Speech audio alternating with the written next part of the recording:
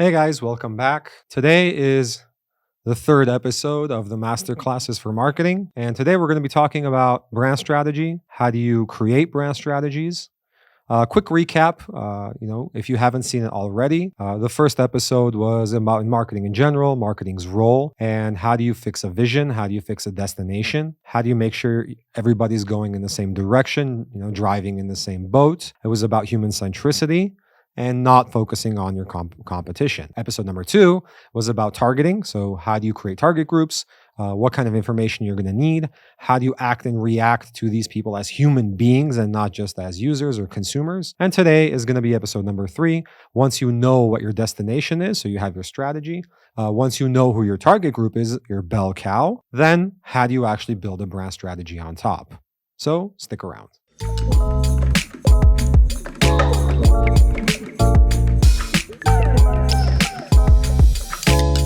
I'm going to start today's video with a Chinese proverb. Tell them and they'll forget. Show them and they'll remember. Involve them and they will understand. This is crucial for brand strategy. You want the people, you want your target group, you want your bell cow to be involved as much as possible. You want them emotionally engaged. To do that, there is some complexity involved. So these brand strategies, everybody has their own way of doing it. Everybody has a document, a strategy document, a piece of paper that has a whole bunch of stuff written on it about what they want to do and what they want to accomplish with their brand. And they do it in these fun and cool and unique ways. Carlsberg uses a brand opener. Granini uses a brand hexagon, BMW uses a brand steering wheel, and so on and so forth. But the reality is that the majority of them have the same elements inside. So a brand strategy document will have things like target group, reasons to believe, functional benefits, emotional benefits, consumer insight, category insight, source of business, personality, values, equities, brand essence, competitive landscape, need state, target group, and so on.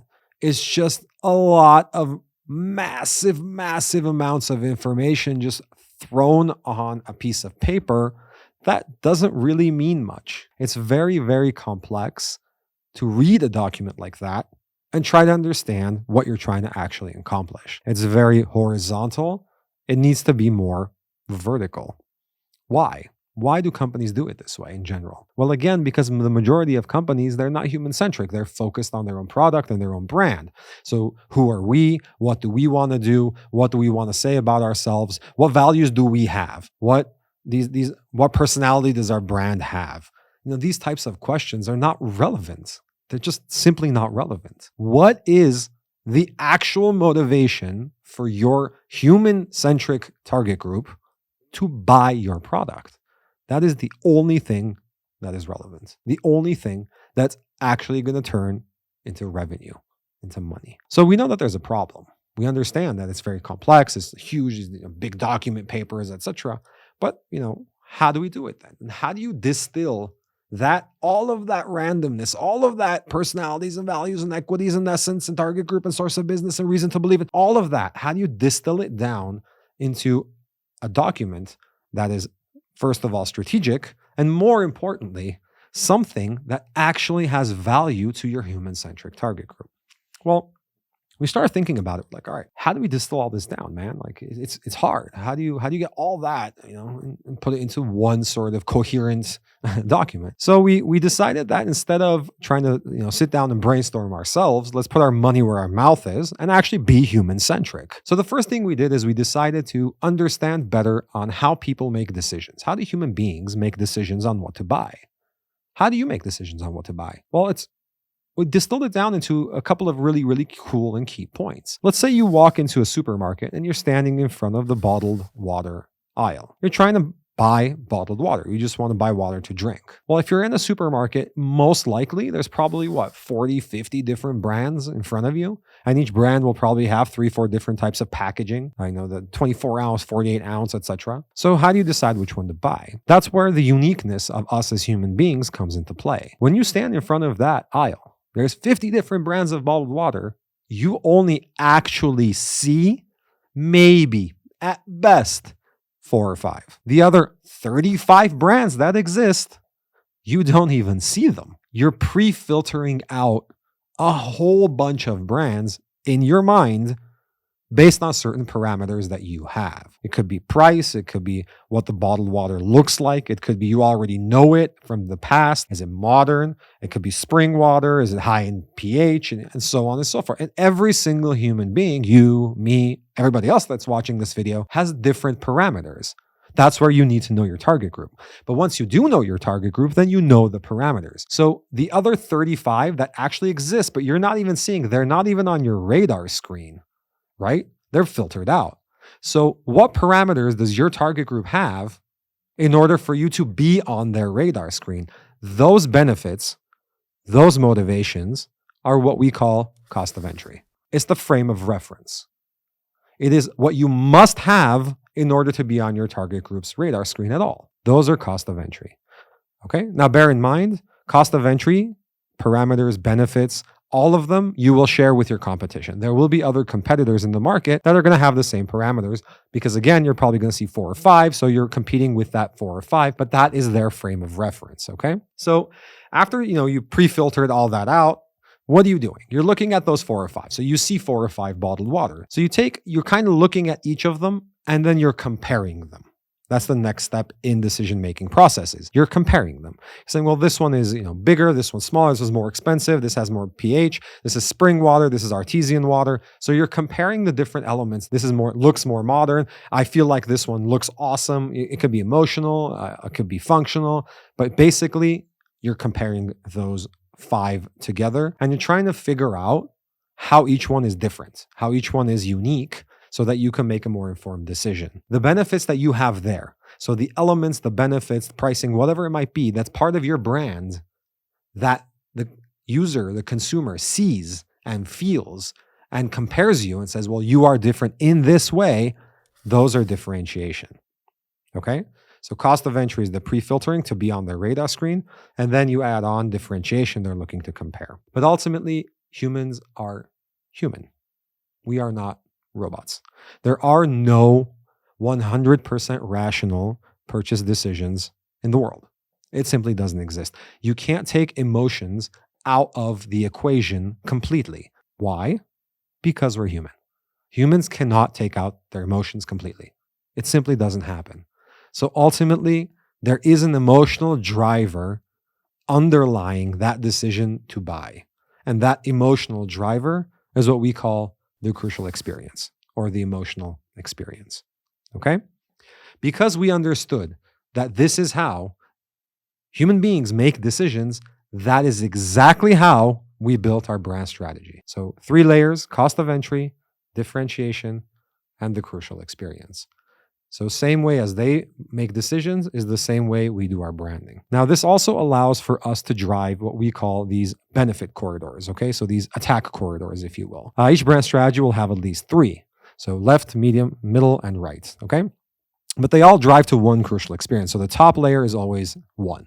So 1 crucial experience. And then you have 3 different avenues of differentiating, driving towards that same crucial experience. Here's a really good example. CocaCola. So CocaCola has their strategy, obviously, but the 3 main drivers, the 3 benefit corridors, if you will, for Coca-Cola has always been, for 100 years now, has always been authenticity on the left, optimism in the middle, and inclusivity on the right. Okay? So authenticity, the real Coke, right? We are the real Coke, that kind of communication. Optimism, happiness, joy, fun, pleasure, right? And inclusive. Everybody's welcome. It's a very warm and intimate brand, right? It's kind of like a big hug, if you will. Everybody's welcome. So it's inclusive. Now, the cool thing about having 3 corridors like this and having a crucial experience on top is because you have one experience on top, it allows from year to year, from campaign to campaign, from where you are now to 20 years from now, the destination that you put in the first video, that destination, you can be consistent throughout all of your communication for the next 15, 20 years, like Coca-Cola is. But at the same time, because you have 3 different benefit corridors, you're on a campaign level. So this year's campaign, this summer campaign, Black Friday campaign, or whatever it might be, on a campaign level, you can pick and choose one of the 3 corridors to attack. So you use the left, authenticity, or the middle, optimism, or the right, inclusivity for Coke. So once you've built your 3 corridors and you have your crucial on top, Again, crucial allows for consistency, but the corridors allow for you to switch up your communication from campaign to campaign. Okay? So I always get the question, why 3? Why not 2? Why not 4? Why is it 3 specifically? Well, it's very, very simple. If you only have 1 or 2, you're not defendable. People can copy you. It's easy to copy. If you're a one-dimensional brand and you're always talking about only one thing, people can copy you. It's very easy. If you're 3-dimensional, it's much more difficult to copy.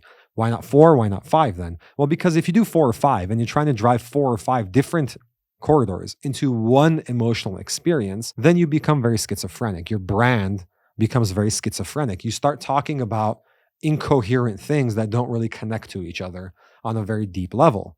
So we found that 3 is the ultimate line.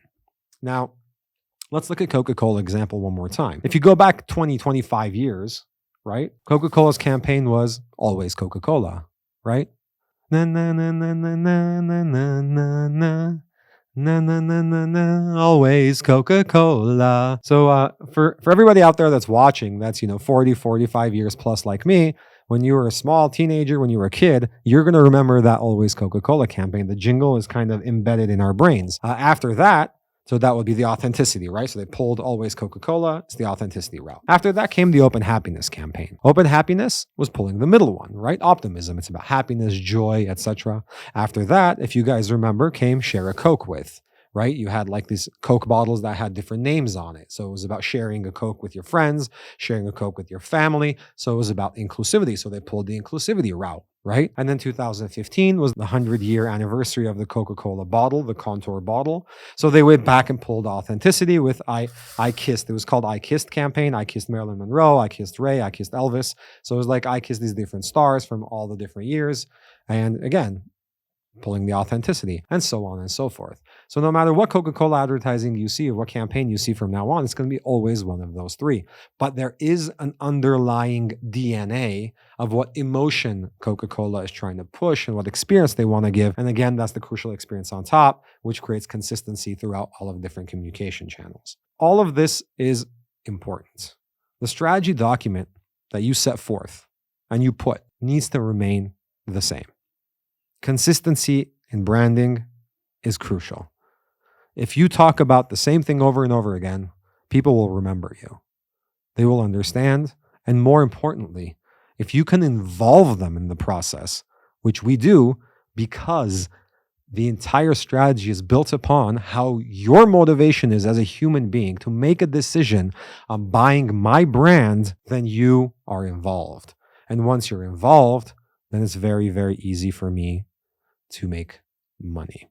So if you hit the cost of entry elements only, you hit the green layer, the bottom layer, you hit all of your cost of entry elements, then people will like you. If you hit all of the red elements, the differentiating elements, right, and you push those through and people actually understand it, then people will love you. But if you hit the top, the crucial experience, and people are actually emotionally engaged in your brand, then you will become their beloved brand. So like it, love it, my beloved brand. And my beloved brand is how you make a ton of money. Money is always in the emotion because again, human beings are emotional. We make emotional decisions. That's it for today, guys. I hope you enjoyed it. If you haven't seen episode 1 and 2, so watch episode 1 and 2 so you get more context than we did today. Episode 4 is coming up. We're going to talk a little bit more about communications, campaign strategies, how do you generate content for those campaigns. So stick around for the 4th episode. And guys, please, if you made it this far, creating these videos, researching and really digging deep into these topics takes some time and effort. So from all of us here at Not For Everyone, please help us out and hit that subscribe button. Thank you very much. I'll see you guys next week.